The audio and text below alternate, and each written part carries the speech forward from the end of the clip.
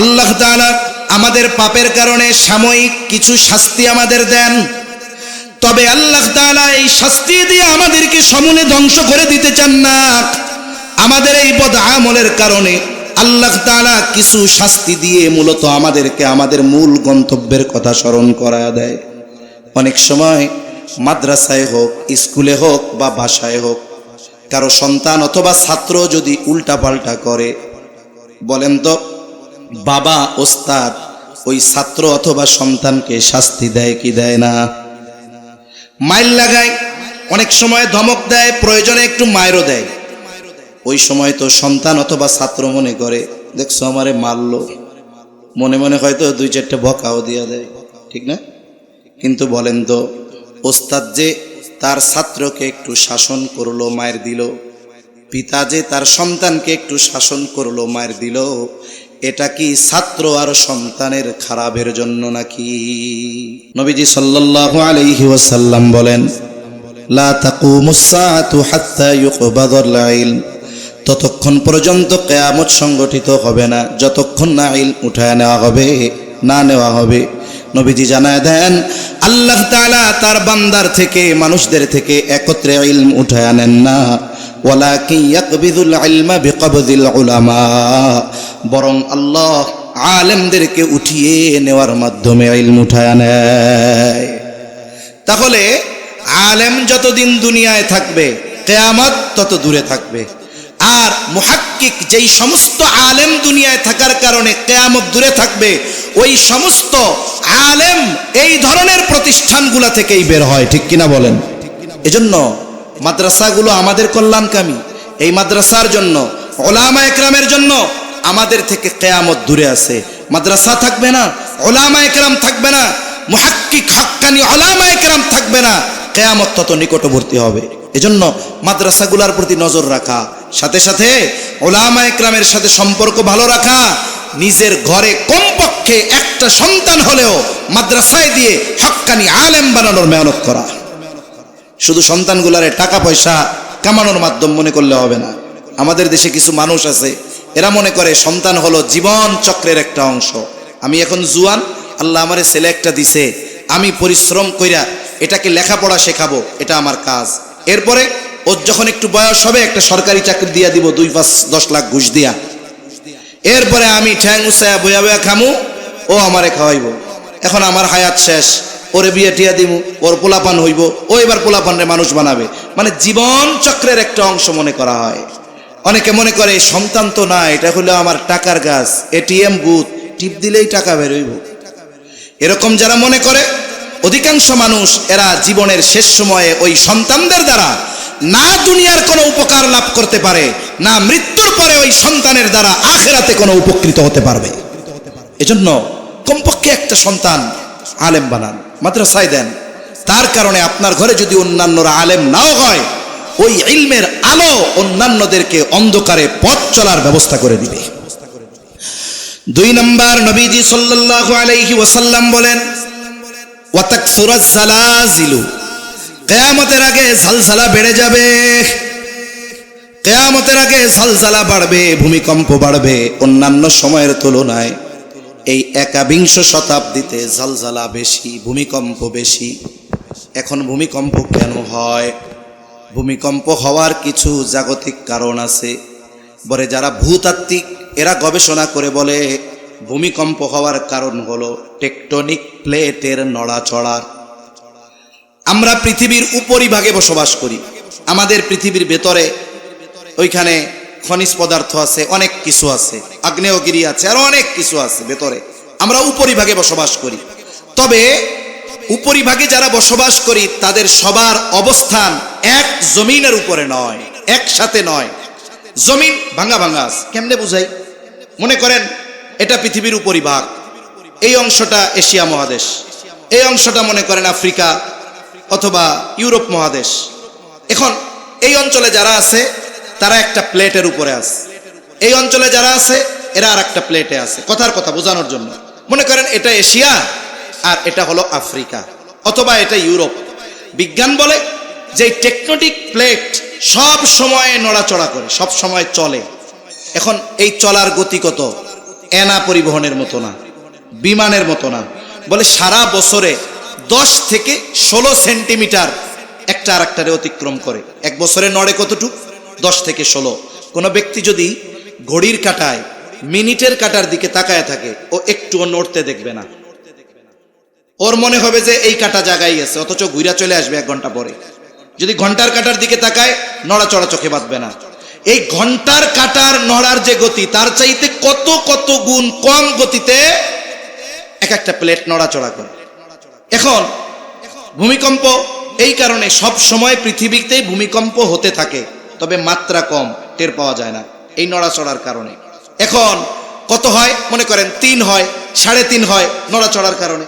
এখন গতি যদি কোনো সময় সর্বোচ্চ বছরে 16 সেন্টিমিটার থেকে 32 সেন্টিমিটারে গতি বেড়ে যায়, 16 সেন্টিমিটার নড়াচড়া করে বছরে, তাতে যদি 4 মাত্রার ভূমিকম্প হয়, 3.5 মাত্রার ভূমিকম্প হয়, তাহলে 32 সেন্টিমিটার যদি গতি বাড়ে, তাহলে মাত্রা কয় গুণ হবে? দ্বিগুণ।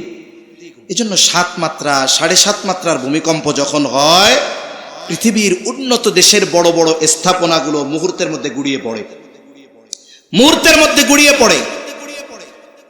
কিছুদিন আগে হয়েছে তুরস্কে, আফগানিস্তানে, থাইল্যান্ড, মায়ানমার সীমান্তে। এটার একটা উৎপত্তি স্থল থাকে যে ওই জায়গার প্লেটের থেকে এই জন্য হয়েছে।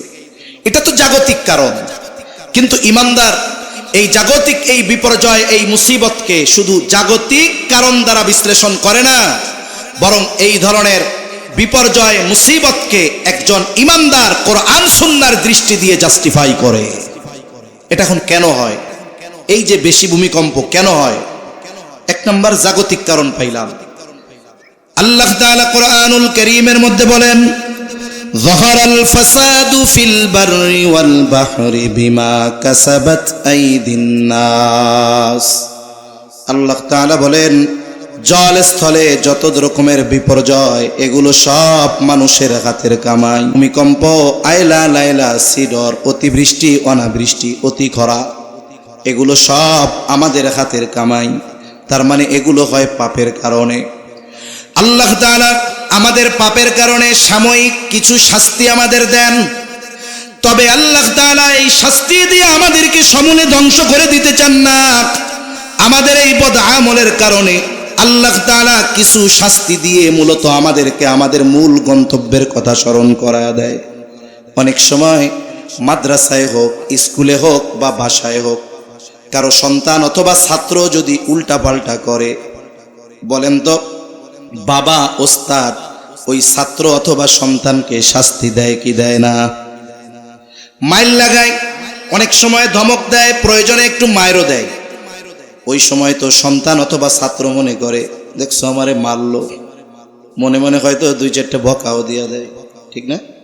কিন্তু বলেন তো ওস্তাদ যে তার ছাত্রকে একটু শাসন করলো, মায়ের দিল, পিতা যে তার সন্তানকে একটু শাসন করলো, মায়ের দিল, এটা কি ছাত্র আর সন্তানের খারাপের জন্য নাকি? ভাই সাউন্ড আর একটু বাড়ান, এই ভাইজান ভেতরের আওয়াজটা বাড়ান। এই যে শাস্তি দিল, এটা কি তার খারাপের জন্য দিছে না ভালোর জন্য? ওই অন্যায় যদি কেউ করে, বাহিরের কেউ ওই ছাত্ররে পিটাবে? পিটাবে না, কারণ বাহিরের মানুষ তো তার কল্যাণকামী না। এক বাবার সন্তান অপরাধ করছে, বাহিরের মানুষ তাকে শাস্তি দিবে না কেন? বলে ওই লোক তো কল্যাণকামী না, তার বাবা কল্যাণকামী, এজন্য একটু শাস্তি দিছে। কেন? বলে ওই মন্দ কাজ যেন সে আর না করে। আল্লাহ তাআলা মূলত শাস্তি দিয়ে আমাদেরকে শেষ করে দিতে চান না। লিউযীকুহুম বা'দাল্লাযী আমিলু লাআল্লাহুম ইয়ারজিউন। আল্লাহ তাআলা কেন শাস্তি দেন? যাতে করে আমরা আল্লাহর দিকে প্রত্যাবর্তন করি, আমরা আল্লাহর দিকে ফিরে আসি। এই জন্য আল্লাহ তাআলা সাময়িক শাস্তি দিয়ে বান্দাকে সতর্ক করে দেয়, বান্দা তুমি পাপাচারে নিমজ্জিত হইও না, অন্যায়ের মধ্যে নিমজ্জিত হইও না, তুমি যথাদ্রুত সম্ভব আমি আল্লাহর দিকে তুমি ফিরে আসো। তাহলে ভূমিকম্প হওয়ার অন্যতম কারণ কি? মানুষের পাপ। সময়ের সাথে সাথে মানুষের পাপাচার অনাচার বাড়বে, এটা স্বাভাবিক। কিয়ামত নিকটবর্তী হবে, ভূমিকম্প বাড়বে। তবে আমাদের কি করণীয়? বলে পাপাচার বাড়ে বাড়ুক সেটা পরের কথা, কিন্তু পাপাচার যেন আমার আপনার মাধ্যমে না হয়। এই ভূমিকম্প হওয়ার কারণ যেটা সেটা যেন আমার মধ্যে না থাকে। আল্লাহ তৌফিক দান করেন, আমিন। 3 নাম্বার, নবীজি সাল্লাল্লাহু আলাইহি ওয়াসাল্লাম বলেন, ওয়া তাকারাবাজ জামান, সময় নিকটবর্তী হয়ে যাবে। এক জুমা থেকে আরেক জুমা তাড়াতাড়ি চলে আসবে। আখিরুজ জামানে এমনটা হবে, একটা বছরকে মনে হবে মাসের মতো, মাসকে মনে হবে সপ্তাহের মতো, সপ্তাহকে মনে হবে দিনের মতো, দিনকে মনে হবে ঘন্টার মতো, ঘন্টাকে মনে হবে মিনিটের মতো, মিনিটকে মনে হবে সেকেন্ডের মতো, আগুনের স্ফুলিঙ্গের মতো মুহূর্তের ভিতরে সময় চলে যাবে। মুহাদ্দিসিনে কেরাম বলেন, এর দ্বারা মূল কথা হলো সময় থেকে বরকত উঠে যাবে, সময় থেকে বরকত উঠে যাবে। সময় থেকে বরকত উঠে যায় কেন? বলে সময়ের সদ্ব্যবহার না করার কারণে। আমাদের জীবনে আল্লাহ আমাদের যত নিয়ামত দিয়েছেন এর মধ্যে অন্যতম নিয়ামত হলো হায়াত, সময়। এই যে বেঁচে আছি এটা আল্লাহর পক্ষ থেকে নিয়ামত না? যেই মানুষগুলো হায়াতের সদ্ব্যবহার করে না, এই সময়ের মূল্যায়ন করে না, এই মানুষগুলো মরার পরে আল্লাহর কাছে একটু সময় চায়, কিন্তু আল্লাহ তাকে দিবে না। যেই মানুষগুলো এই দুনিয়ার হায়াত, দুনিয়ার সময় হেলায় খেলায় কাটায় দিছে, নেক কাজ করে নাই, ভালো কাজ করে নাই, বন্ধু বান্ধবের আড্ডায় সময়টাকে কাটায়া দিছে, গুনার কাজে কাটায়া দিছে, হঠাৎ মৃত্যু চলে আসছে। এখন এই মানুষগুলো মারা গেল, বলে মৃত মানুষ তো কথা বলে, তবে দুনিয়ার মানুষ শুনতে পায় না। নবীজি বলেন, যদি মৃত মানুষের কথা দুনিয়ার মানুষ শুনতে পাইতো তাহলে ভয়ে তারা দাফন কাফন বাদ দিয়া দিত। কথা যে বলে আমরা শুনি না, কিন্তু শুনে কে? কে শুনে? কে শুনে? এই 3 বার করার পরেও এই আওয়াজ, হায় হায়। আপনারা না গাজীপুরের মুসলমান, নামের আগেই তো গাজী। কেউ শুনে না, শোনে কে? আরো জোরে বলেন, কে শুনে? আল্লাহ শুনে। এখন কি বলে সে আল্লাহর কাছে? সে তো আল্লাহর হুকুম আহকাম মানে নাই, সম্পদ ছিল, দান সাদকা কিছুই করে নাই, নেক কাজ করে নাই, নামাজ পড়ে নাই, রোজা রাখে নাই, শুধু চায়ের দোকানে বন্ধুদের সাথে আড্ডা দিয়ে সময় কাটায় দিছে। ওই লোক এবার আল্লাহর কাছে ফরিয়াদ করে মরার পর, ফায়াকুলা রব্বি লাউলা আখখারতানি ইলা আজালিন করিব ফাআসাদ্দাক ওয়া আকুম মিনাস সালিহিন। যেই মানুষগুলো দুনিয়ার হায়াত ভালো কাজে কাটায় নাই, ওই মানুষগুলো আল্লাহর কাছে বলবে মৃত্যুর পর, আবার রব আমারে কিছু সময়ের জন্য একটু অবকাশ দেন, আবার দুনিয়ায় যাওয়ার একটু সুযোগ দেন। এইবার যদি খালি একটু দুনিয়ায় যাইতে দেন আল্লাহ, আমারে যা সম্পদ দিয়েছিলেন সব দান সদকা করমু, শুধু তাই না এত বেশি নেক আমল করব, ওয়া আকুম মিনাস সালিহিন, আমি সৎ কর্মশীলদের অন্তর্ভুক্ত হয়ে যাব। বুঝে থাকলে জবান খুলে জবাব দিবেন। ওই লোক যত আবেগ নিয়ে, যত দরদ নিয়ে আল্লাহ তাআলার কাছে এই ফরিয়াদ করুক না কেন, একটা সেকেন্ডের জন্য তাকে দুনিয়ায় আসার সুযোগ দেওয়া হবে নাকি?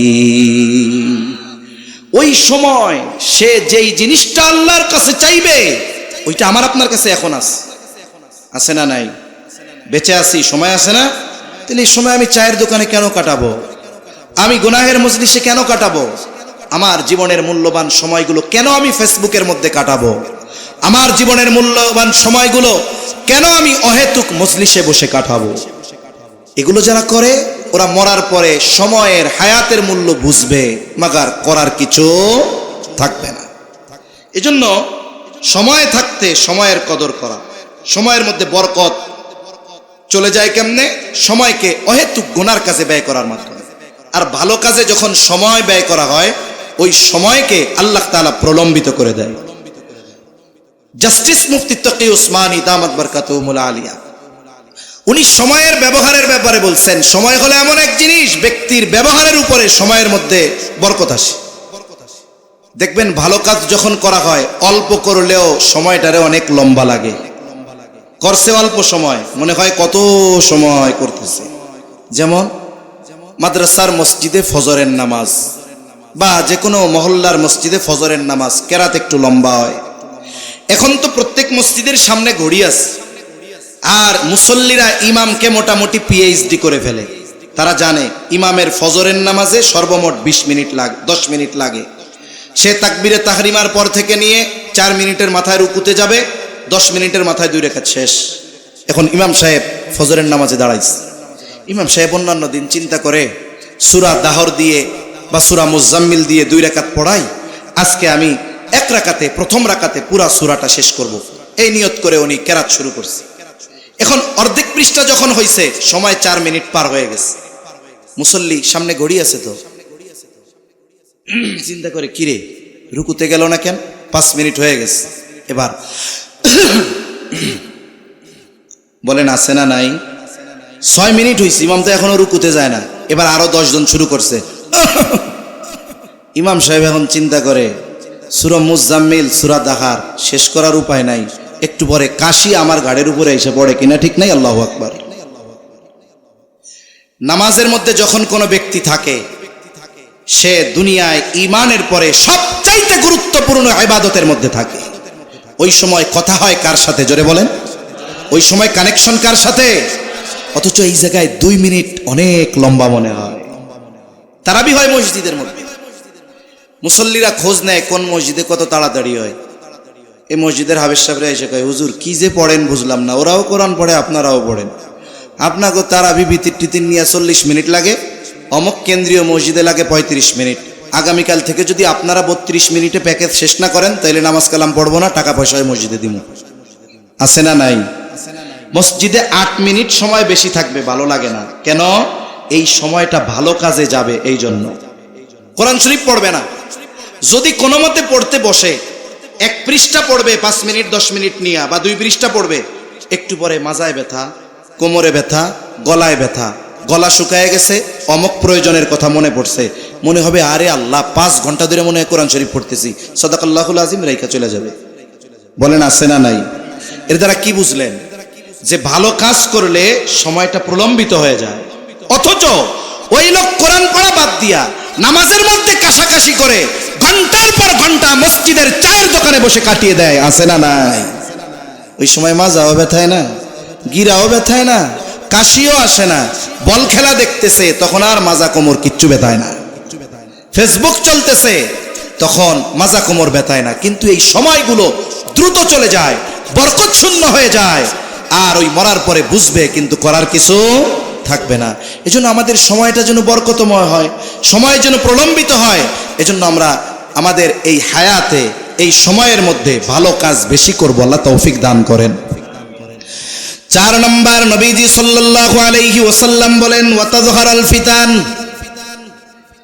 ফিতনা প্রকাশ না পাওয়া পর্যন্ত কিয়ামত সংগঠিত হবে না।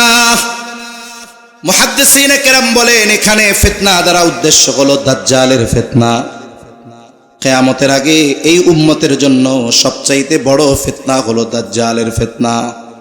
নবীজি সাল্লাল্লাহু আলাইহি ওয়াসাল্লাম দাজ্জালের ফিতনা থেকে যেন উম্মত হেফাজতে থাকতে পারে, এই জন্য আল্লাহ তাআলা আমাকে আপনাকে কোরআনের আয়াত দিয়া দাজ্জালের ফিতনা থেকে বাঁচার পদ্ধতি নবীজির মাধ্যমে আল্লাহ শিখায়া দিয়েছে। দাজ্জাল হঠাৎ করে চলে আসবে না। দাজ্জাল আসার আগে একের পর এক ফিতনা আসবে। দাজ্জাল আসার আগে হাজারো ফিতনার বীজ বপন হবে। ফিতনা এমন ভাবে এই উম্মতের উপরে আসতে থাকবে, বলে তসবিহ ছিঁড়ে গেলে যেমন তসবির দানা একটার পর একটা পড়তে থাকে, অনুরূপভাবে এই উম্মতের উপরে একের পর এক ফিতনা আসতে থাকবে। এভাবে দাজ্জাল আসার ক্ষেত্র প্রেক্ষাপট তৈরি হবে। নবীজি সাল্লাল্লাহু আলাইহি ওয়াসাল্লাম আমল শিখায়া দিয়েছেন, জুমার দিন সূরা কাহফের আমল যারা করবে, নবীজি জানায় দেন আল্লাহ তাআলা তাদেরকে দাজ্জালের ফিতনা থেকে হেফাজত করবে। কমপক্ষে সূরা কাহফের প্রথম 10 আয়াত তিলাওয়াতে অভ্যস্ত আমাদের হতে হবে। আমরা বেঁচে থাকার জন্য শ্বাস প্রশ্বাস যেমন জরুরি, না খেয়ে কয়েকদিন আল্লাহ বাঁচায় রাখলে বেঁচে থাকতে পারবে, কিন্তু আল্লাহ বেঁচে থাকার জন্য যেটাকে কম্পালসারি করে দিয়েছেন, আবশ্যকীয় করে দিয়েছেন, সেটা না থাকলে তো বাঁচা যাবে না। 5 মিনিট কেউ আছে অক্সিজেন নেওয়া ছাড়া অথবা কার্বন ডাই অক্সাইড ছাড়া ব্যতীত 5টা মিনিট নাক মুখ সাইপা ধরবে আর সে চ্যালেঞ্জ দিবে যে হ্যাঁ এই 5 মিনিটে আমার কিছু হবে না। আছে কেউ এরকম? গাজীপুর না, গোটা দেশের মধ্যে কেউ নাই। হয়তো বিশেষ কিছু মানুষ থাকতে পারে 5-7 মিনিট, ওটা ভিন্ন কথা, কিন্তু এই অক্সিজেনবিহীন বেঁচে থাকা অসম্ভব। এটা আমাদের জন্য বেঁচে থাকার জন্য জরুরি। আমরা অনুরূপভাবে সূরা কাহফের আমলটা আমাদের জীবনে ওই রকম জরুরি বানাবো, বলেন ইনশাআল্লাহ। বুজুর্গানে দিন বলেন যেই আমল দাজ্জালের মতো এই মহা ফিতনা থেকে উম্মতকে হেফাজত করবে, আশা করা যায় ওই আমলে যে অভ্যস্ত হবে, দাজ্জাল আসার আগে যত ধরনের ফিতনা আসুক না কেন, আল্লাহ তাআলা এই আমলের বরকতে ওই ধরনের সকল ফিতনা থেকে আল্লাহ তাকে হেফাজত করবে। 5 নম্বর, নবীজি সাল্লাল্লাহু আলাইহি ওয়াসাল্লাম বলেন ওয়াতাকসুরুল হারাজ, হত্যাকাণ্ড বেড়ে যাবে। সাহাবায়ে কেরাম জিজ্ঞাসা করলেন ইয়া রাসূলুল্লাহ সাল্লাল্লাহু আলাইহি ওয়াসাল্লাম, আমরা তো প্রতি বছর অনেক মুশরিকদের হত্যা করি, এটা কি হারাজ? নবীজি বললেন না, ওয়াহুয়াল কতলুল কতল। নবীজি বলেন না, এটা হারাজ নয়, এটা হলো পারস্পরিক হত্যাকাণ্ড। তার মানে এই হত্যা মুশরিক কাফের কর্তৃক মুসলমানদের করা হবে এমনটা নয়, বরং এই হত্যাকাণ্ড মুসলমানদের একে অপরের মধ্যে সংগঠিত হবে। বর্তমান দুনিয়ায় সারা পৃথিবীতে দৈনিক অমুসলিমদের হাতে যত মুসলমান মৃত্যুবরণ করে, এই সংখ্যাটা যত হবে, এখনো যদিও গাজায় যুদ্ধবিরতি বলা হচ্ছে, এটা হলো ইহুদিদের একটা ছলনা। ওরা নবীজির সাথে মুনাফিকি করতে করতে আসছে, ওরা নবীজির সাথে বেঈমানি করতে করতে আসছে, ওয়াদা খেলাফ করতে করতে আসছে। ওরা আল্লাহর সাথে ওয়াদা খেলাফ করে আর দুনিয়ার মানুষের সাথে ওয়াদা রক্ষা করবে, এটা ইহুদিদের স্বভাব, জীবনে হতে পারে না। ফাঁকে ফাঁকে তারা তাদের কাজ চালায়া যাচ্ছে। এখনো এক জায়গায় সবচেয়ে বেশি মুসলমান কাফেরদের হাতে যেখানে মৃত্যুবরণ করে, নিহত হয়, শহীদ হয়, সেই জায়গাটা হলো গাজা। গোটা পৃথিবীতে কাফেরদের হাতে প্রতিদিন যত মুসলমান নিহত হয়, মারা যায়, এর সংখ্যাটা যত, তার চাইতে 10 গুণ বেশি হবে গোটা পৃথিবীতে দৈনিক এক মুসলমান অপর মুসলমানের হাতে হত্যা হয়, এই সংখ্যাটা। তার মানে কাফের যদি দৈনিক 100 জনকে মারে, তাহলে দৈনিক পৃথিবীতে মুসলমানদের হাতে আর এক মুসলমান হত্যা হয় 1000 কমপক্ষে। তাহলে বলেন তো, মুসলিম হত্যা কাফেররা বেশি করে না মুসলমানরা বেশি করে? এই পারস্পরিক হত্যাকাণ্ড বেশি। পারিবারিক বিষয় নিয়ে হত্যাকাণ্ড, সামাজিক বিষয় নিয়ে হত্যাকাণ্ড, দোকানদার বাকি পায় 2 টাকা চাইছে, এর জন্য হত্যাকাণ্ড, বড় নেতা আসছে চেনে নাই, বসতে দেয় নাই, এই জন্য হত্যাকাণ্ড, ওই লোকটা রাস্তার কাটা সরাইয়া দিতে পারলে আমি দলের সভাপতি হব, হত্যাকাণ্ড, রাজনৈতিক হত্যাকাণ্ড, অর্থনৈতিক হত্যাকাণ্ড, একের পর এক হত্যাকাণ্ড আছে। অথচ একজন মুমিনের জীবনের দাম কত বেশি, একজন মুমিনকে হত্যা করা এটা কুফরি। শুধু তাই না, আল্লাহ তাআলাও জানায় দেন, একজন ইমানদারকে যে বিনা কারণে হত্যা করলো, সে কেমন যেন গোটা পৃথিবীর সব মানুষকে হত্যা করলো। রাসূলুল্লাহ সাল্লাল্লাহু আলাইহি ওয়াসাল্লাম বলেন, সিবাবুল মুমিনি ফুসুকুন ওয়া কিতালুহু কুফর। নবীজি বলেন, মুমিনকে গালি দেওয়া ফাসিকি, পাপের কাজ, হত্যা করা কুফরি। একজন মুমিনকে বকা দেওয়া যেখানে পাপের কাজ, তাহলে হত্যা করা কতটা জঘন্য হতে পারে। এই হারজ সমাজে বেড়ে গেছে, প্রতিবেশী প্রতিবেশীকে হত্যা করতেছে। আর এক হাদিসের মধ্যে আসছে, নবীজি বলেন, কিয়ামত ততক্ষণ সংগঠিত হবে না যতক্ষণ না এক প্রতিবেশী অপর প্রতিবেশীকে হত্যা করবে। এই ধরনের হত্যাকাণ্ড সময়ের সাথে সাথে বাড়ে না কমে, বলেন তো? বাড়ে। এগুলো আমাদের দ্বারা যেন না হয়। আমার তো প্রতিজ্ঞা থাকবে, আমি আমার জবান দিয়েও আর এক মুসলমান ভাইকে কষ্ট দিব না। গরু খাইলে আর মুসলমানি নিলেই তো মুসলমান হয় না।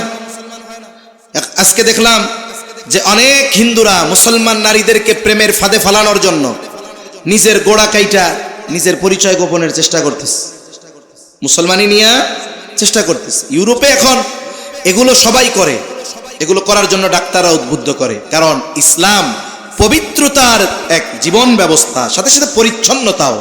অনেক সময় জিনিস পরিচ্ছন্ন থাকে তবে ওইটা নাপাক থাকে, সেজন্য যে অনেক জায়গায় লেখা থাকে না, পরিষ্কার পরিচ্ছন্নতা ইমানের অঙ্গ। মনে করেন এটা তো পরিষ্কার আছে, কিন্তু পোলাপানের মুত লাগছিল, দেখা যায় না। কাপড়টা তো পরিষ্কার আছে কিন্তু পাক আছে, কথা বলে না, পাক তো নাই। শর্ত কি? পবিত্রতা। পবিত্রতার সাথেই পরিচ্ছন্নতা। যারা পবিত্র থাকে এরা পরিচ্ছন্ন পরিষ্কার থাকতেও পছন্দ করে। এখন ওই গোড়া কাটলে, মুসলমানি করলে এতে কি হয়? এতে পরিচ্ছন্নতা থাকে, নাইলে ভেতরে অনেক ধরনের রোগ হয়। যাই হোক, সেটা ভিন্ন কথা। এই ধরনের কাজ তারা করে নিজেদের পরিচয়কে গোপন করার জন্য। এখন ওই মুসলমানি নিলে আর গরুর গোশত খাইলেই কি মুসলমান? প্রকৃত মুসলমানকে অনেক পরিচয় নবীজি দিয়েছেন। প্রকৃত মুসলমানের পরিচয় এক হাদিসের মধ্যে নবীজি সাল্লাল্লাহু আলাইহি ওয়াসাল্লাম বলেন, আল মুসলিমু মান সালিমাল মুসলিমুনা মিন লিসানিহি ওয়া ইয়াদিহি। নবীজি বলেন, প্রকৃত মুসলমান হলো সে যার জবান এবং হাতের অনিষ্ট থেকে অপর মুসলমান নিরাপদ থাকে। এখন আমি এক মুসলিমরে গালি দেই, হোক সে আমার বিপক্ষ দলের লোক, তার সাথে আমার মতাদর্শের ভিন্নতা থাকতে পারে, আমার দল আর তার দল এক না হতে পারে, আমার গোত্র আর তার গোত্র এক না হতে পারে, কিন্তু সে মুসলিম, সে ইমানদার, তার ব্যাপারে আমাকে সচেষ্ট থাকতে হবে। আমি তার সমালোচনা কোনো বিষয়ের যদি করতেও যাই, খবরদার বকা দেওয়া যাবে না।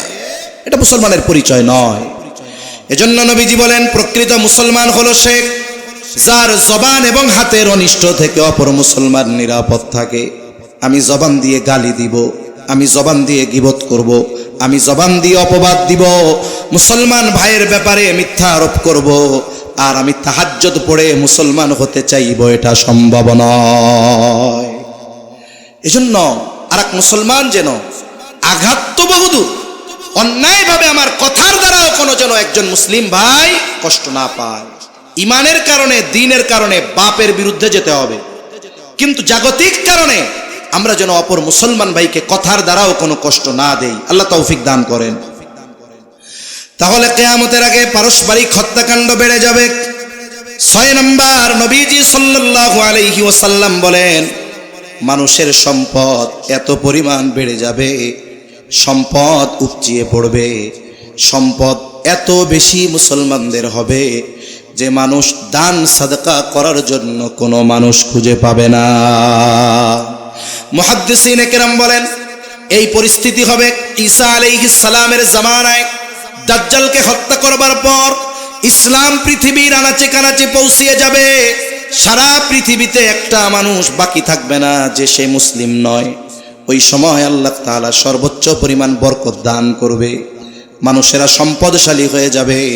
নবীজি বলেন, এই 6টি বিষয়, এই হাদিসের আলোকে 6টি বিষয় যতক্ষণ সংগঠিত না হবে ততক্ষণ পর্যন্ত কিয়ামত হবে না। এটা কিয়ামতের আলামত। তবে এইগুলো সংগঠিত কখন হবে যিনি জানেন তিনি কে? এজন্য আল্লাহ তাআলা বলেন, ইন্নাল্লাহা ইনদাহু ইলমুস সাআহ, নিশ্চয়ই কিয়ামতের ইলম আল্লাহ তাআলার নিকট। ওয়া ইউনাজ্জিলুল গায়থ, তিনি বৃষ্টি নামান। মেঘ হলেই বৃষ্টি হয় না। অনেক সময় আমরা দেখি ভর দুপুর 12টা বাজে গোটা আকাশ মেঘাচ্ছন্ন হয়ে গেছে, মনে হচ্ছে এখন রাত 12টা। মানুষজন ভীত সন্ত্রস্ত হয়ে বাড়িতে ফিরে যায়, ঘরে ঢুকে যায়, চিন্তা করতেছে যে ঝড় বৃষ্টি হবে, আজকে অবস্থা খারাপ। কিন্তু 10 মিনিট পর, মুহূর্তের ভিতরে গোটা আকাশ আবার পরিষ্কার পরিচ্ছন্ন হয়ে যায়, ঝকঝকে রোদ উঠে যায়। আবার অনেক সময় এমন হয় আকাশে কোনো মেঘ নাই, সূর্যের আলো, ঝকঝকে আলো, প্রখর তাপ দিচ্ছে, আকাশ পরিষ্কার নীল দেখা যায়। কিন্তু 10 মিনিট এমন বৃষ্টি হয়েছে, এক বৃষ্টিতে শুকনা জায়গায় মাজা পানি হয়ে যায়। তাহলে বৃষ্টি এটা মেঘের কারণে হয় না, বরং বৃষ্টি নামান কে? জোরে বলেন কে? আল্লাহ। এরপরে আল্লাহ তাআলা বলেন ওয়া ইউনাজ্জিলুল গায়থ ওয়া ইয়ালামু মা ফিল আরহাম। আল্লাহ তাআলাই জানেন মায়ের রেহেমে কি আছে, ছেলে না মেয়ে, এটা আল্লাহ জানে। অনেকে বলতে পারে হুজুর কয় কি, আমার নাতি দুনিয়ায় আসার আগেই তো জানছি এটা পোলা, আপনি এবার কি কইলেন? বলে হ্যাঁ। আপনি জানতে পারছেন কখন? বলে আপনার নাতিকে আল্লাহ তাআলা যখন তার মায়ের গর্ভে একটা স্ট্রাকচার, একটা আকৃতি দিয়েছে,